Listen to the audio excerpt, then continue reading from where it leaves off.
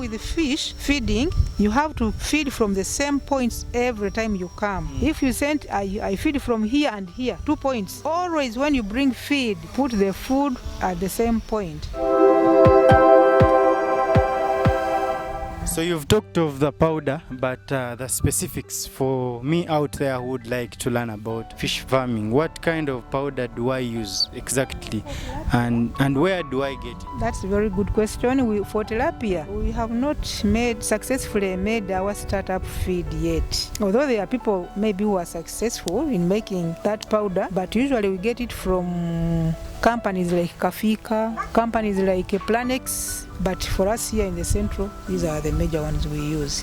So you go and buy powdery food. Then after 1 month, you go and buy crumbles. Then from there, you go to 1 millimeter pellets, 2 millimeter pellets, 3 millimeter, as they grow until you reach 9 millimeter. When they are 9 to 10 months, they eat 9 millimeter. When they are 7 months, 6 months, they eat 6 millimeter. When they are 5 months, they eat 4 millimeter. Like that, you just go to the people who sell feed and they will tell you. So with the fish feeding, you have to feed from the same points every time you come. If you send, I feed from here and here, 2 points. Always when you bring feed, put the food at the same point. Maintain that routine. Don't start changing, then now you have fed at 5, then you are going to change at 3. How do our fish multiply when we start? Do they lay eggs? Do they mate? How do they? If you are doing fish farming for business, we don't want them to multiply at all. Multiplication is illegal. When we go to buy the fingerlings, they tell us there is a sex reverse, so they do, that they all become, when they are single sex, they are either all male or all women or female. Why? Because you have a specific size of the pond. You have specific volume of water. You have specific quantities of food.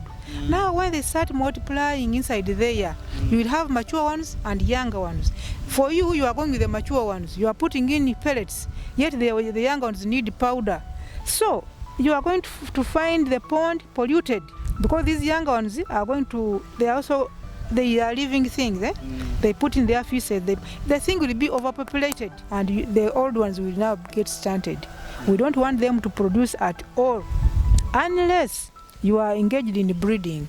And those people who are engaged in breeding, they don't rear the way we are rearing here. For them, their system is quite different. Very, very, very, very different, because they do a lot of selection before they start breeding. But for us here, we receive fingerlings which are already bred, so we don't want them to breed. And the moment you start seeing them breeding, you know now there's a problem. And usually we are supposed to check them, grading them. By the way, grading is very, very, very important. As the fish is growing, they are fast growers and the weaklings. When you leave them together, the fast growers will always grab the food. They will eat very fast. And those ones which are weaklings, they will always remain small. So if you are going to do all in, all out, and you want to harvest at once, when you scoop out all the fish, you will find very big ones and very small ones. Now, if your market is for a particular weight, you will not be able to satisfy your market, because you will have the big ones and the small ones. So who will take the small ones? That's going to be your challenge. So that's why you should keep grading them. That means you cannot have a single pond. You need to have at least 2 ponds, that when I grade my fish, I get the smaller ones. Where do I put them? There should be space for those small ones and space for the big ones. So grading is an activity which is supposed to be done in fish farming. So for someone who is in town there, all in a small space, that would like to do fish farming but do not have a space to do this kind of pond, is there any specific type of habitat they can do for our fish? It depends on the goal. Why do you want to rear fish? Is it for visitors to come and look at? Is it a business? Is it for home consumption? If it is for home consumption, you can even use a drum. If it is for the visitors, you can even construct a small pond and even use tarpaulin. You put them there, as long as there is water coming in and water going out. For commercial, we can use tanks. There are big tanks you can go and purchase. They can make a very big tank for you. As long as water can come in and go out, then you are good to go. You can raise your fish there. Because I'm sure if you can have this pond in a plot of 50 by 100. So if this one was cemented and it has water in and water out, in here you can have 1,000 tilapia. And that is business already. The moment you have 1,000, you're already in the business. You said you have which kinds of fish here? We have tilapia and catfish. Are they the only types of fish that can be farmed? There are very many others which can be farmed, but of course, first of all, you must know the source of seed. For example, if I wanted to rear emputa. That is very sweet. That is very sweet and very big. Can I get the seed? Okay. That is the first thing. Secondly, emputa requires deep water, very, very, very deep water. Can I have the deep water, clean water, flowing water? Do I have the knowledge about raising that emputa in my pond? So all those questions must be answered. How many ponds do you have here? I have 6 ponds. So how long have you done this for? We have been in this business for about 6 years now. Profitability, of course, is governed by a number of things. For example, water is an asset which we already had, free of charge. So if you don't have water and you are going to start constructing a tank for water, that is an added cost for you. But for us here, water is here. Then, secondly, we have source of seed, which is very near, either kajansi or ginger. So all that one is very good. It is profitable. Food. Now the problem with fish is feeding. 75% of the cost of fish goes to feeding. So if you don't have any source of food or any source of money to keep constant feeding, you will lose the fish. But if you can raise the fish within 10 to 1 year, and how do we make the profit? Make sure you don't lose your fish. Make sure they grow. If they grow, they don't die, and they gain weight within the required period, you can make money out of them. So if I do not have the money to purchase the fish feeds, is there any alternative of making my own feeds at home? But you may not make it at home for tilapia, because tilapia want floating feed. But if you are hard up and you have nothing to do, you can. But bread is already more expensive than what you are going to put here. What you can do, you can identify someone who has got a pressing machine. They are there in the villages. Those ones which make bagia. You get wheat pollard, you get maize bran, you get cassava flour, you get premix, you get some salt. You mix them, you take them to that person who has got that machine. They will press out something which is like a bagia. You come and dry it under the sun, then you feed your fish. If you want 0.5 kilograms, 9 months you are there.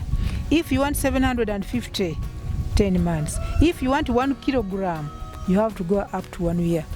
And it was good, it was profitable. We enjoyed it because we sold it all at once and we got our money out. What could be the cost of the fingering? 200, 300, like that. Depends on a company. So what are some of the challenges that a fish farmer is facing in the field?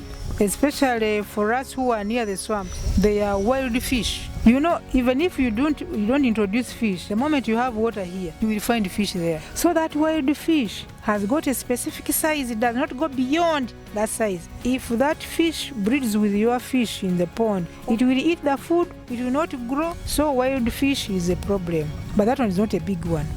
But the biggest problem, predators. The frogs will eat you, and frogs with the water, you cannot separate frogs from water.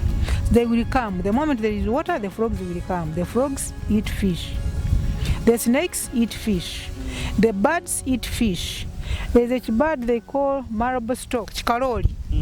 Kaloli will come and eat your fish. So the predators are very many. The thieves will come and steal your fish. So the predators, the thieves are a very, very, very, very big challenge. But the good thing, apart from frogs, the rest can be get rid of. Because for the thieves, you should be around. Should put someone to keep for you. For the birds and the marble stork, you have to cover the pond, as we said from the beginning. Another challenge now, you should have constant money to buy the feeds. The moment you stop feeding the fish, they will get stunted. And the moment they are stunted, even if you buy feed later, they will not grow. I'm giving you an example. We had just brought fish from Kajansi, and we had raised them for, I think, 3 months. That's when COVID hit. And there was no importation because that feed, we are getting feed from Kafika. Kafika stopped bringing in feed, the size we wanted. Because a particular size, it's a particular millimeter. So we were looking for 2 millimeter, was not there. 3 millimeter was not there. We had nothing to put in the pond. Then the other person who could make feed for us was making bigger grains. So the fish were there feeding on avocado, on pawpaws, on leaves, but they got stunted. Later on, they imported in the feed, and we put a lot of feed. The fish did not grow at all. It remained at that size. So the moment fish has got stunted, it will not gain its body weight. It will remain there. It will just eat and remain there. So we have to avoid stuntedness. What brings that one? When water heats up, the fish will get stunted. When water is polluted, the fish will get stunted. When you don't feed regularly, it gets stunted. When you feed poor quality feed, they will get stunted. So stuntedness is another challenge. Another challenge is poor quality feeds. Apart from the feed which is imported, some people who make our feeds here, you find they are moldy, the maize is not good.